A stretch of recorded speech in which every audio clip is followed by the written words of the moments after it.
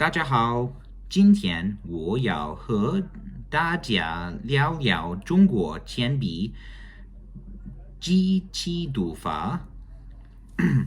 Now, for everyone else watching, hi everybody, it's the Coin Guy here. Today, if you hadn't guessed, we're talking about Chinese coins and how to read them. There's an art to it, there's a system to it.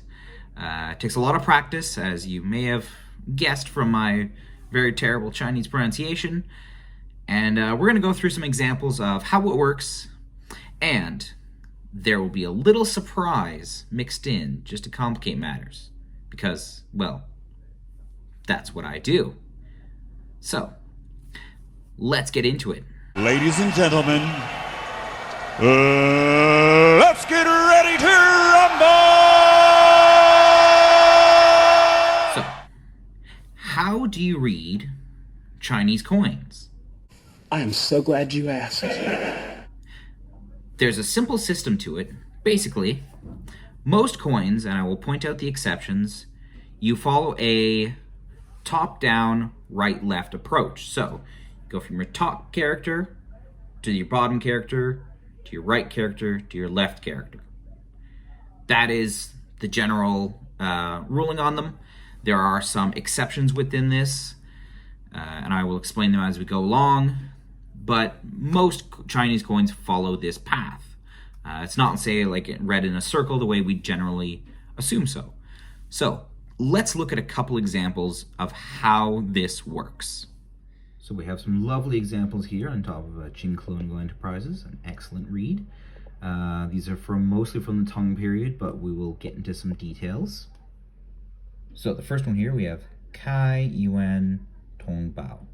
Kai Yuan Tong Bao. So this is your standard Tang Dynasty coinage, very popular during the Tang period, and basically they start this pattern that we see continue. So again, top, bottom, right, left.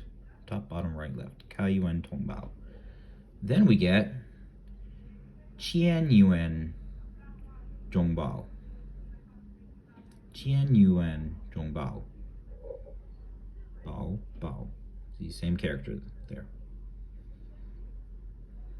So again, it's that top, bottom, right, left. Now for these two, we mix things up a little bit. So here we get Da Yuan Bao Li.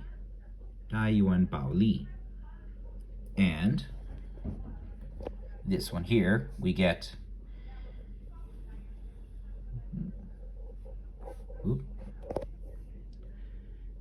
Jian Zhong Tong Bao. Jian Zhong Tong Bao. Now these two might follow a little bit differently, simply because they're from a time period where the Tang Dynasty loses its control over the central states in China, and because of that they end up minting in Kucha, what is now Xinjiang, or at least that's where these coins are suspected of coming from, and you get some very different coins coming out. Now, here's one of our first little tricky ones here, because looks Chinese, but it's actually not really Chinese, because it's Chosun Tong Bao. Chosun Tong Bao. Now, if you're thinking Chosun, like the Chosun dynasty of Korea, you are 100% correct.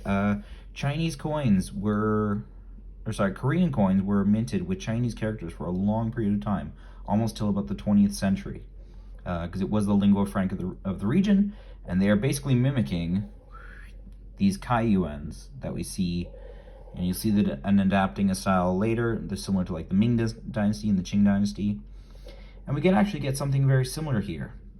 And my pronunciation on the my apologies on the pronunciation on these ones, because you get Chong Trong Tong Bao. Chong Trong Tong Bao.